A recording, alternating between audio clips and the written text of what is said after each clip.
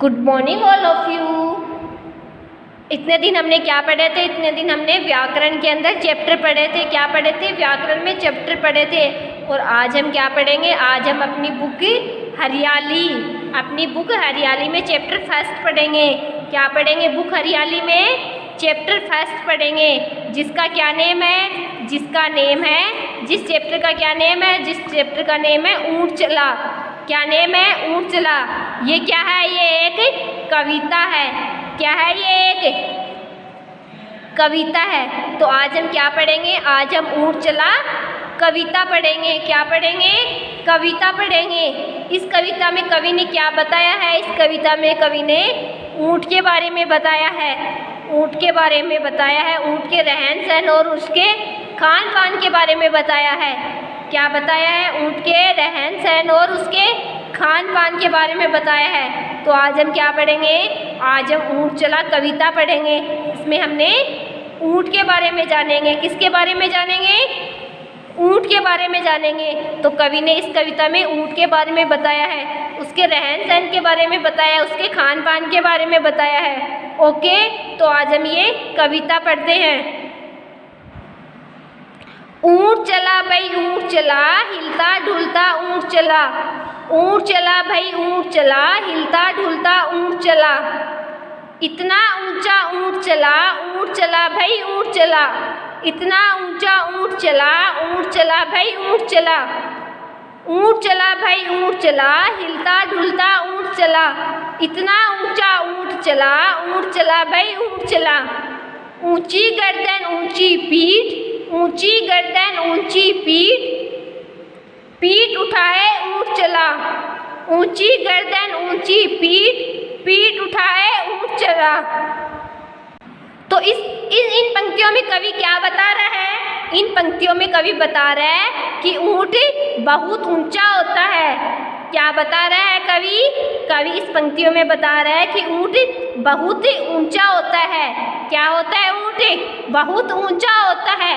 वह हिल डुल कर चल रहा है। क्या कर रहा है? ऊँट हिल डुल कर चल रहा है। कवि इस पंक्तियों में बता रहा है कि ऊँट बहुत ऊंचा होता है और वो हिल डुल कर क्या कर रहा है?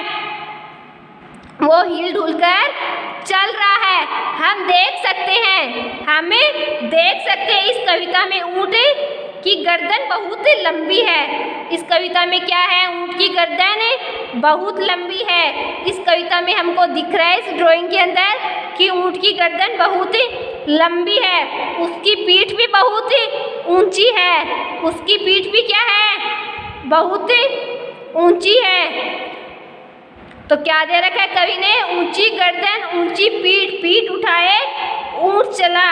तो हमको दिख रहा है इस कविता में कि ऊँट की गर्दन बहुत लंबी है और उसकी पीठ भी बहुत ऊंची है। ऊँट अपनी पीठ को उठाए चल रहा है। ऊँट क्या कर रहा है? अपनी पीठ को उठाए हुए क्या कर रहा है? वो चल रहा है। क्या कर रहा है? चल रहा है। तो कवि ने क्या बताया है? कवि ने बताया है ऊँट बहुत ऊंचा होता है, वह हिल डुल कर चल रहा है। क्या कर रहा है? ऊँट बहुत ऊंचा होता है, वो हिल डुल कर चल रहा है। और ऊँट की गर्दन भी बहुत लंबी होती है तथा उसकी पीठ ऊंची होती है। क्या होती है?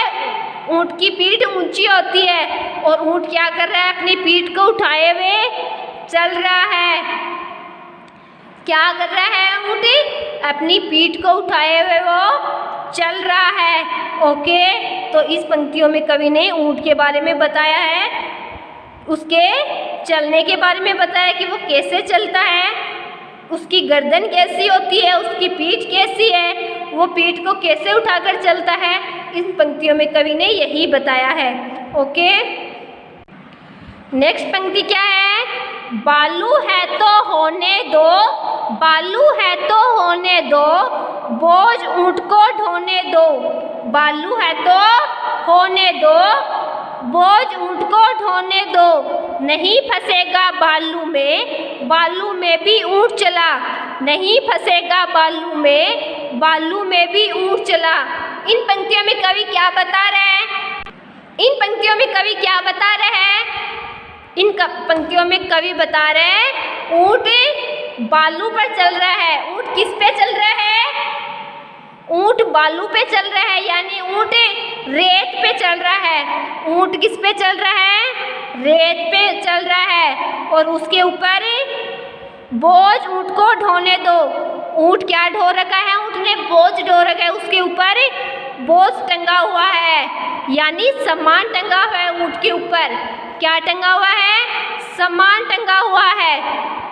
फिर भी वो बालू में फंसता नहीं है, उसके ऊपर सामान टंगा हुआ है। फिर भी जब वो बालू में चलता है ना, तो वो बालू में क्या नहीं होता है? बालू में फंसता नहीं है। क्या नहीं होता? बालू में फंसता नहीं है। बालू है तो होने दो, बोझ ऊँट को ढोने दो, नहीं फंसेगा बालू में, बालू में भी ऊँट चला।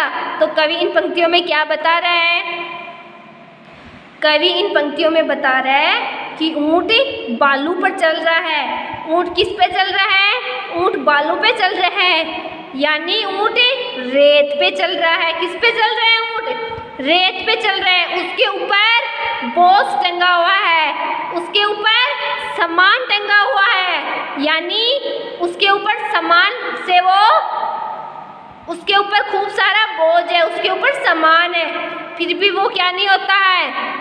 बालू में फंसता नहीं है। क्या नहीं होता? जब वो चलता है तो वो बोझ को लिए हुए भी बालू में फंसता नहीं है। तो कवि ने इसमें ऊँट के बारे में बताया है कि ऊँट कितना भी क्या सहन कर सकता है? वजन सहन कर सकता है। अगर उसको वजन दे के बालू में भी चलाया जाए तो वो बालू में क्या नहीं होता? बालू में फंसता नहीं है। क्या नहीं होता? बालू में फंसता नहीं है। वो वजन को लेकर, वो बोझ को लेकर बालू में चलता रहता है। क्या करता रहता है? चलता रहता है। ओके, तो हमने क्या पढ़ी? आज हमने इस चैप्टर की 2 पंक्तियाँ पढ़ी है। क्या पढ़ी है? इस चैप्टर की 2 पंक्तियाँ पढ़ी है। तो आपको क्या करना है? आपको भी इस चैप्टर की घर पे 2 पंक्तियों को अच्छे से पढ़ना है। क्या करना है? 2 पंक्तियों को अच्छे से पढ़ना है। और आपको ये देखना है कि इस पंक्तियों में कवि क्या बता रहा है, कवि किसके बारे में बता रहा है और कवि क्या बता रहा है। ओके, तो आपको भी इन पंक्तियों को घर पे अच्छे से पढ़ना है। क्या करना है? इन पंक्तियों को घर पे अच्छे से पढ़ना है। ओके, आप क्या करोगे? ऊँट चला जो कविता है उनमें फर्स्ट और सेकंड जो पंक्तियाँ हैं उनको अच्छे से पढ़ोगे और ये देखोगे कि इसमें कवि क्या बता रहे हैं, इस पंक्तियों में कवि ने क्या बताया है। ओके, तो ओके बच्चों, आज आपको इन दोनों पंक्तियों को अच्छे से घर पे पढ़ना है और इनको अच्छे से समझना है कि ये पंक्तियाँ किसके बारे में दे रखी है और ये ऊँट के बारे में दे रखी है। तो इसमें कवि ऊँट के बारे में क्या बताना चाह रहा है, क्या देखना है कि कवि इसमें ऊँट के बारे में क्या बताना चाह रहा है।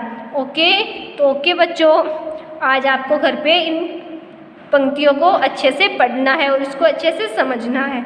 ओके ओके बच्चों, आज के लिए इतना ही काफ़ी है। नेक्स्ट पंक्तियाँ हम कल पढ़ेंगे। ओके ओके, थैंक यू बच्चों।